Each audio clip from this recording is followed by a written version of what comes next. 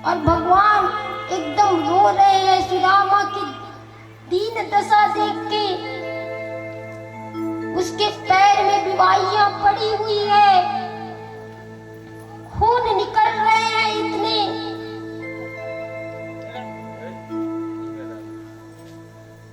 तो भगवान क्या कहते हैं? सुखदेव जी कह रहे हैं परीक्षित से, ये किसी दरिद्र का नहीं है, किसी भिखमंगे का सेवा नहीं है, ये तो सुदामा के जीवन का त्याग है। सुदामा ने कितना त्याग किया है भगवान के लिए, इसी कारण आज भगवान अपने आंसुओं से उसके चरण धो रहे हैं। कितना बड़ा त्याग किया है सुदामा। और धूप से, दीप से, नैवेद्य से आरती किए सुदामा की भगवान ने, पूजा किए।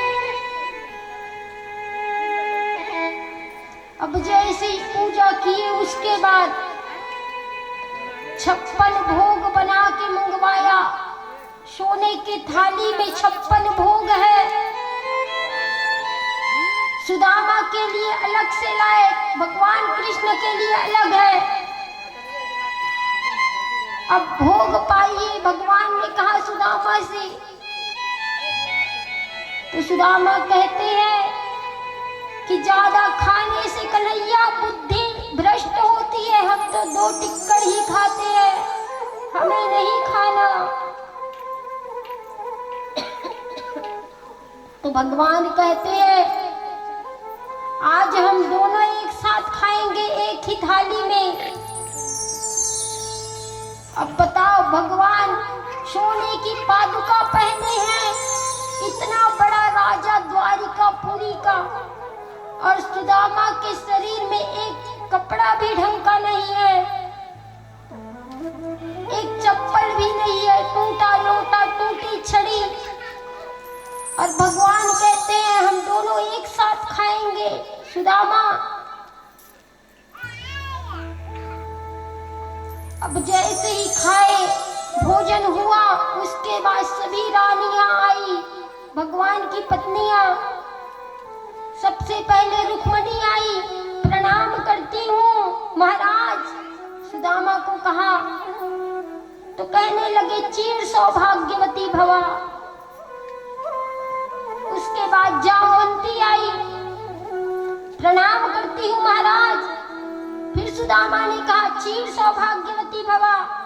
सत्यभामा आई, उसने कहा प्रणाम करती हूँ महाराज, चिर सौभाग्यवती भवा। उसके बाद कालिंदी आई, प्रभु ने कहा सुदामा ने चिर सौभाग्यवती भवा। मित्र वृंदा आई, उसे भी कहा चिर सौभाग्यवती भवा। ऐसे करके कम से कम 400 पत्नियों को आशीर्वाद दिया, चिर सौभाग्यवती भवा। अब भगवान के कान में सुदामा कहते हैं ये क्या सब अपनी ही है क्या?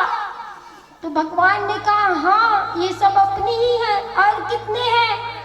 कुल मिला के 16,108। तो सुदामा जी कहने लगे कन्हैया मैं आशीर्वाद देते देते मेरा हाथ थक गया, अब हाथ उठाने की शक्ति नहीं है। एक काम करो, तुम सबके लिए खुद ही आके आशीर्वाद ले लो, मैं तुम्हें आशीर्वाद दे दूंगा ना, सबको मिल जाएगा। तो प्रभु ने कहा ठीक है। तो भगवान ही आके आशीर्वाद लिए सुदामा का और फिर सबको आशीर्वाद दे दिया। अब जैसे ही आशीर्वाद दिए तो आज भगवान कहते हैं कि पता है सुदामा, हम लोग जब गुरुकुल में पढ़ने गए थे आश्रम में,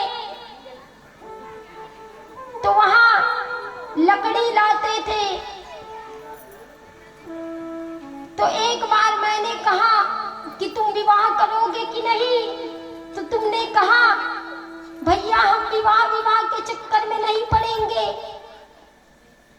तो तुम्हारा विवाह हुआ है कि नहीं?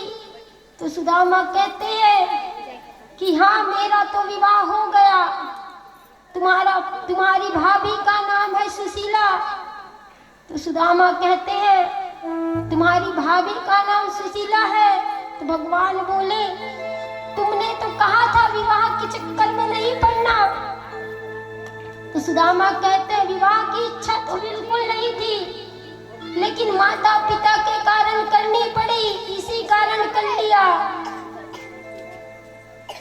तुम बताओ कृष्ण तुम्हारा विवाह। तो भगवान पहले बोले विवाह तो कर लिया सुदामा, लेकिन बुलाया नहीं हमें।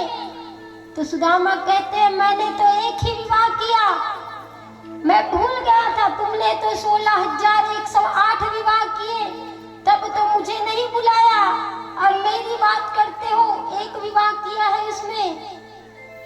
तो कहने लगे मेरी विवाह की बात ही मत करो, मुझे 10 मिनट पहले पता चलता था कि मेरा विवाह होने वाला है। ऐसे विवाह होता था मेरा, फिर बाद में अच्छे से विवाह होता था। अच्छा वो तो ठीक है, अब बताओ भाभी ने क्या भेजा है? सुशीला भाभी ने मेरे लिए क्या भेजा है अपने देवर के लिए? तो सुदामा जी कहते हैं बात टाल दिया, इतने बड़े राजा महाराजा द्वारिकाधीश, अब मैं कैसे दिखाऊं 5 मुट्ठी चावल को, वो भी अलग अलग घर से लाई है सुशीला। शर्म लगता है मुझे, कैसे निकालूं मैं? तो बात टाल देते हैं। सुदामा जी कहते हैं तुम्हें पता है जब हम समीधा लाने गए थे, समीधा लकड़ी, तो वहां गुरुजी ने भेजा था, और वहां पढ़ाई करते थे। तो सब कहते थे, गुरुजी कहते थे कि सुदामा जैसे कोई नहीं है, इतना ज्यादा ज्ञानी है, यही पहले विद्या पूरी करेगा, लेकिन हमसे पहले विद्या तुमने पूरी कर ली। तो भगवान कहते हैं वो बात छोड़ो, बात मत डालो, भाभी जी ने क्या भेजा है दिखाओ। कन्हैया वो सब छोड़ तू, मैं बताऊं भाभी जी पहले क्या करता था बचपन में? नंगा ही घूमा करता था ब्रज में, सभी गोपियां चिढ़ाती थी इसे। अब एक दिन तो क्या हुआ, एक गोपी आई, माखन पकड़ी थी, अब उसमें चींटी आ गई थी। अब कन्हैया से कहने लगी सुन लाला, तू चींटी को निकाल दे, जितनी चींटी है उसके बदले मैं तुम्हें छटाक भर माखन दूंगी। तो ये दिन भर शाम तक वो चींटी निकालने में लग गया, ऐसे करता था उधम। तो भगवान कहते हैं कि हमारी पत्नियों को वो मत बताओ, इसी कारण तो विवाह किया है उन लोगों ने। भगवान कहने लगे बताओ भाभी ने क्या भेजा है? अब ये बार बार वही रट लगा रहा है। अब कहने लगे कि तुम्हारी दाहिनी बगल ऊंची उठी हुई है। सुदामा ने ऐसे दबा के रखा था चावल, तो दाहिनी हाथ की बगल उठी हुई है, दिखाओ क्या है? सुदामा ने कहा कुछ नहीं। भगवान ने छीन लिया। अब देखे भगवान रोने लग गए कि कपड़ा भी बलिष्ठ नहीं है, अच्छा सा कपड़ा नहीं है सुदामा के घर में, यहाँ तक कि चावल भी नहीं है, 5 जगह का चावल। भगवान की आंखों से आंसू निकल गए और एक मुट्ठी चावल पकड़ के प्रभु ने अपने मुख में डाल लिया। और जैसे ही मुख में डाला तो कहा कि सुदामा जाओ, मैं तुम्हें स्वर्ग लोक देता हूँ। पहली मुट्ठी खा के भगवान ने स्वर्ग लोक सुदामा को दे दिया। अब दूसरी मुट्ठी जैसे ही खाए तो दूसरी मुट्ठी खा के भगवान कहते हैं जाओ सुदामा, तुम एक छत्र सम्राट बन जाओ। अब जैसे तीसरी मुट्ठी खाने लगे तो रुक्मणी जी रोक लेती है, इशारा करती है कि रुक जाओ, कच्चा है, इशारा कर रही है, कच्चा है, मत दो, मत खाओ।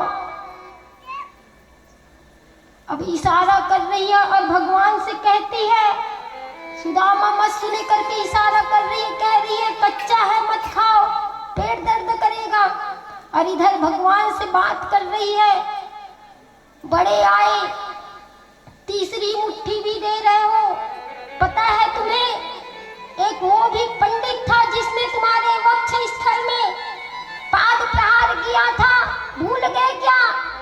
और सबका सब इसे देने लग गए सुदामा को। तीसरी मुट्ठी भी दे देते तो भगवान के पास कुछ नहीं रहता। तो रुक्मणी कहती है वो भी एक पंडित था जिसने तुम्हारे ऊपर पाद प्रहार किया था और तुम तीसरी मुट्ठी खा के दे रहे हो। तो भगवान कहते हैं तुम्हें मालूम नहीं क्या, तुमने भी जब पत्र लिखा था, वो पत्र एक पंडित लाया था तुम्हारा पत्र मेरे पास, तब विवाह हुआ तुम्हारा कहीं जाके।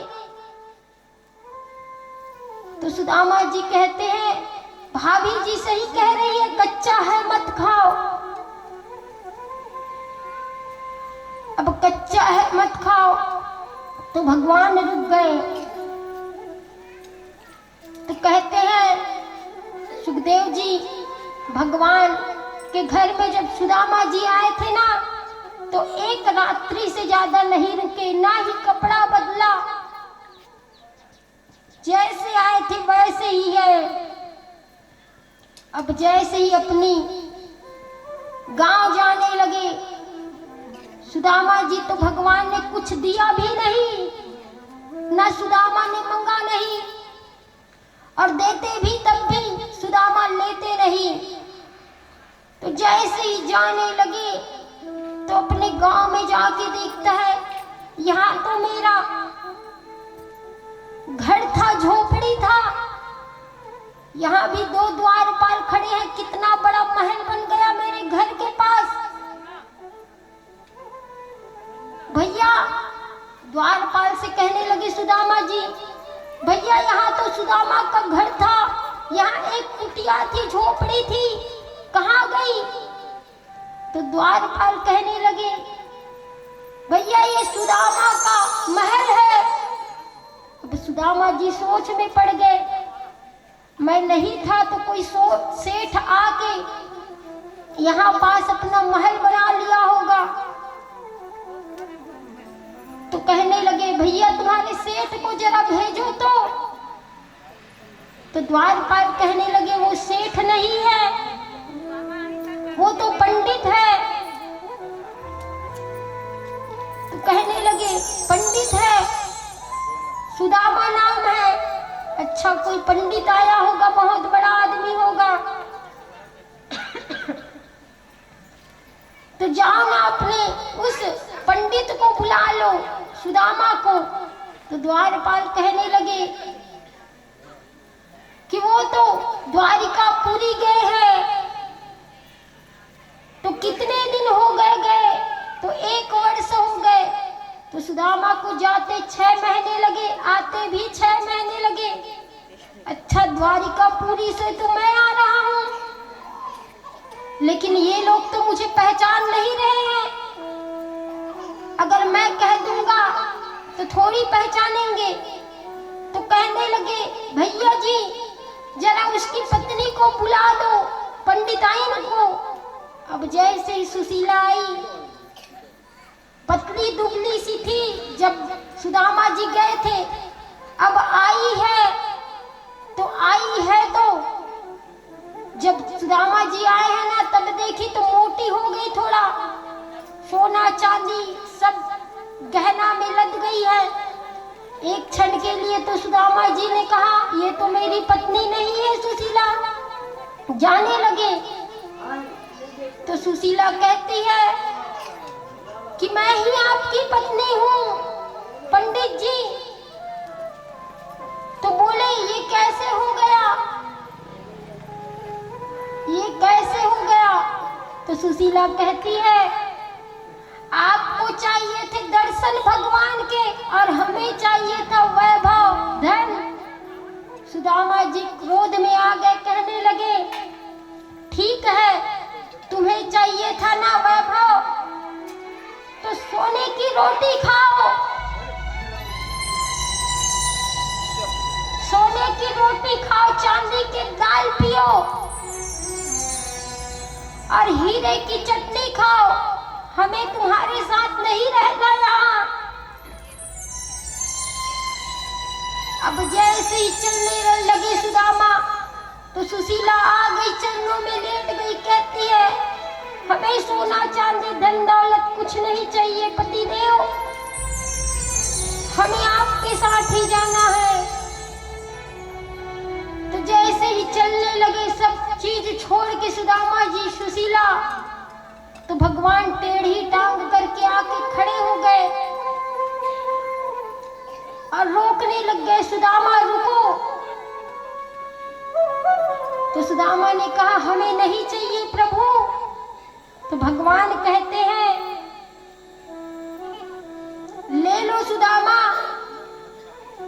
तो सुदामा जी कहने लगे विपदो नैव विपदा संपदो नैव संपदा, विपद विस्मरणं विष्णु असंपद नारायण स्मृता। विपत्ति को विपत्ति नहीं कहते, संपत्ति को संपत्ति भी नहीं कहते। जो गोविंद को भूल जाए वही सबसे बड़ी विपत्ति है, और जिसमें गोविंद की याद आए वही सबसे बड़ी संपत्ति है। हमें ये धन नहीं चाहिए,